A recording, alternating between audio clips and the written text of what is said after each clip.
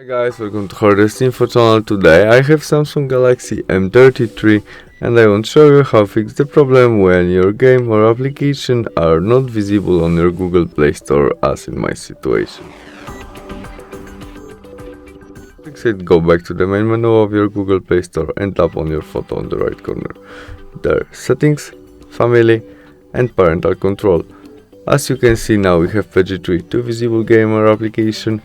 As Mobile Legends games, we need more than PG3 to change it. Tap on it, enter your connect pin, confirm by OK, and we can easily change it from PG3 to PG16, confirm by understood and save. You can also turn off your parental control by switch off.